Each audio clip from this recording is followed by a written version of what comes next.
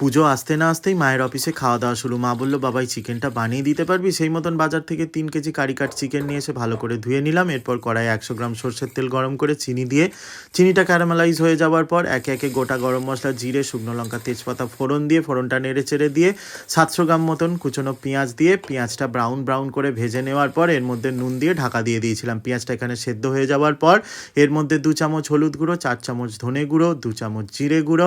1.5 চামচ কাশ্মীরি লঙ্কার গুঁড়ো, 1.5 চামচ গরম মশলার গুঁড়ো আর অল্প একটু জল দিয়ে মশলাটাকে ভালো করে কষিয়ে নিয়ে মশলাটার থেকে তেল ছাড়লে চিকেনের টুকরোগুলো এর মধ্যে অ্যাড করে দিয়ে 10-15 মিনিট এটাকে ভালো করে কষিয়ে নিয়ে 10-15 মিনিটের জন্য ঢাকা দিয়েছিলাম। এরপর কড়াইয়ে সরষের তেল গরম করে আগের থেকে নুন হলুদ মাখিয়ে রাখা আলুগুলোকে ভালো করে ভেজে উঠিয়ে এর মধ্যে 250 গ্রাম টমেটো ভালো করে ভেজে নিয়ে তার সাথে শুকনো লঙ্কা আর 50 গ্রাম মতন কাজু ভেজে নিয়ে এটার একটা পেস্ট বানিয়ে এরপর কড়াইয়ে সরষের তেল গরম করে তাতে 50 গ্রাম আদা, 90 গ্রাম রসুন আর কাঁচা লঙ্কার পেস্ট দিয়ে ভালো করে সেটাকে ভেজে নিয়ে বাটা মশলাটাকে